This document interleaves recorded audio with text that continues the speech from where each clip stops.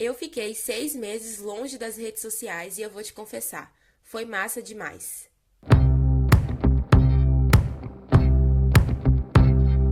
Oi, gente, eu sou Daniele Landu, atriz e comunicadora baiana, e esse é o Sem Neuras, sua companhia semanal para lidar com as neuroses do dia a dia. Bom, eu já quero começar esse segundo episódio pedindo desculpas para vocês, porque eu estou resfriada, então a minha voz não tá lá das melhores. E também porque eu ainda não tenho equipamentos profissionais, então talvez vocês ouçam aí alguns ruídos, algum plano de fundo aí com cachorro latindo, gato miando, passarinho cantando, barulhos do dia a dia, tá bom? Bom, então vamos ao nosso tema de hoje. Vamos falar sobre o vício em celular, meu povo. Porque como a grande maioria das pessoas, eu estava viciada nas redes sociais. Passava horas e horas a fio, conectada, informada, atenta sobre o mundo e sobre a vida das pessoas também, né? Em alguns dias, eu cheguei a passar 7 horas no celular. Gente, isso é assustador, é alarmante. E para quem trabalha com comunicação, é muito difícil identificar quanto tempo online foi gasto com o ofício, né, com o trabalho, e quanto tempo foi gasto rolando o feed, por lazer mesmo. Para quem tem Android, tem um aplicativo muito interessante que chama Bem-Estar Digital e Controle da Família. E aí ele vai mostrar o seu tempo de tela, quanto tempo você está gastando aí nos aplicativos que tem no seu celular. E foi assim que eu vi que eu estava passando 7 horas por dia no celular, gente. A maior parte, obviamente, no Instagram, no TikTok, vendo a vida dos outros, né? Sabe quando você tá no celular passando o tempo e aí você sabe que você precisa sair, você precisa desligar o celular, mas o algoritmo vai te segurando, sabe? E a cada minuto ele te mostra algo ainda mais interessante. E depois algo ainda mais interessante. E você sabe que você tá gastando seu tempo ali inútil, que você precisa sair dali, que você tá procrastinando, que você tem outras tarefas pra fazer, mas você não consegue sair. E você fica inerte, você fica impotente e fica rendida mesmo às telas, né? Ao celular. Eu me senti assim. Fora que as redes nos estimulam a mostrar cada detalhe da nossa vida, né, gente? Eu tava ouvindo o episódio do podcast Gostosas Também Choram e a Lela Brandão falou algo assim: as redes sociais são como uma vitrine de si mesma. Vê se não faz sentido, gente. É como se nós estivéssemos nos vendendo o tempo inteiro, mostrando o quanto somos legais, animados, populares, animadas, gentis, né? É uma loucura. Além disso, é um ambiente que mexe muito com a nossa saúde mental, pois nos comparamos o tempo inteiro e isso nos adoece, né? Temos a sensação de estar atrasadas, numa vida imperfeita, com corpos imperfeitos, sendo que tudo que é postado ali nessas redes é muito bem escolhido, muito bem planejado, ângulo, roupa, filtro e, claro, aquela felicidade infinita que só existe no Instagram, né? Meu Deus do céu. E essa felicidade nos causa inveja, que é um sentimento genuíno, né? Um sentimento que todo mundo vai experimentar alguma vez na vida, mas que é super condenado. Ai, como assim você tá tendo inveja de algo ou de alguém? Mas é o que você tá sendo bombardeada, né? Todos os dias ali. É impossível você não sentir inveja. Nas minhas pesquisas, eu encontrei uma fala da psiquiatra Aline Sabino e ela dizia o seguinte: a comparação com as vidas idealizadas nas redes sociais gera um efeito negativo na autoestima e na percepção de sucesso. Assim, as pessoas podem desenvolver sentimentos de inferioridade, insegurança e inadequação. Essa busca por uma imagem perfeita cria uma falsa realidade, levando muitos a se sentirem frustrados com suas próprias vidas e a duvidarem de suas conquistas. Além disso, essas situações podem causar transtornos emocionais como ansiedade e depressão. Eu não sei vocês, mas as redes sociais estavam me causando muita ansiedade, muita. Ansiedade por estar ali, né, presente, postando tudo, comentando tudo, vendo tudo. E ansiedade também pelo que eu via nas redes, né? E quando você fica sem, quando você tira isso da sua vida por um determinado período, te causa ansiedade também porque você quer voltar. Então era um sentimento que estava presente na minha vida, né? Era um transtorno emocional que estava muito presente na minha vida e que eu senti que eu precisava tirar. E se esses estragos eles são enormes para nós que somos adultos, imagina só para as crianças e para os adolescentes. Então as mães, os pais, os responsáveis têm que ficar muito atentos. Será mesmo que a rede social é o lugar ideal para o meu filho, para minha filha? Leandro Carnal, no podcast Platitudes com Gabriela Prioli, disse algo parecido com isso aqui. É mais fácil controlar as pessoas enquanto cada uma está no celular, vendo e resolvendo suas próprias coisas. Ele disfarça o controle absoluto através de uma liberdade, algo que acaba com o seu foco, com o seu convívio social, com o seu prazer fora da tela. É uma fonte para minar o convívio, afinal, nada será mais interessante do que ele. Nada te dará mais estímulos em tão pouco tempo do que o celular e as redes sociais. É isso, gente. Esse podcast poderia acabar por aqui. E se tivesse como colocar aquele meme, sabe, do rapaz com o cérebro explodindo? Bum! Seria isso. Porque faz todo sentido. Enquanto a gente está distraída vendo vídeos de gatinho, vídeos engraçados ou emocionantes, nossos dados estão sendo vendidos para grandes empresas que querem nos vender coisas através dos algoritmos. Estamos sendo observadas, controladas, com a ilusão de ter a liberdade de ter a segurança no nosso próprio celular. Olha só o que é que as trends têm feito com a nossa população. Eu sinto, assim, eu tenho uma leve impressão de que estamos ficando bestializadas com o celular, sabe? Tem gente que está sendo totalmente dominado pelas trends, seja de comportamento, seja de roupa, seja de alimento. Tem gente que se acidenta, acidentes gravíssimos aconteceram com metrô, com elevador, até com carro mesmo, porque as pessoas estão distraídas com o celular. Tem gente que come com o celular, tem gente que defeca com o celular. Gente, tudo tem limite.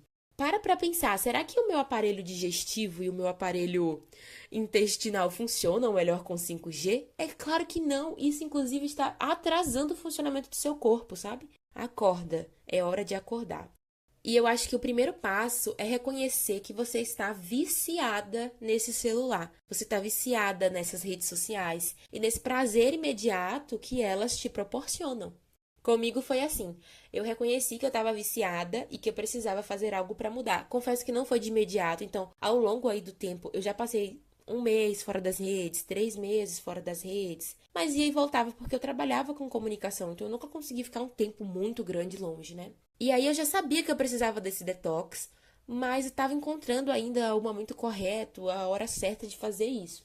E eu percebia que mesmo com hábitos e hobbies, como por exemplo a prática diária de atividade física, a leitura, eu ainda passava muito tempo no celular. Então era algo que eu realmente precisava dar uma pausa para poder usar com mais consciência.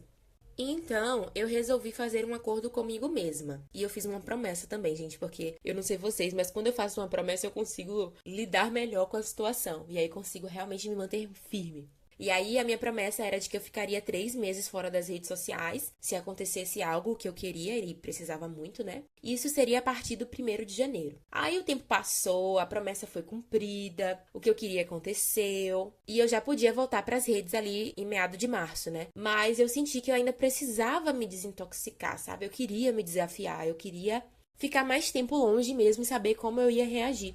E assim, meu povo, se passaram 6 meses off.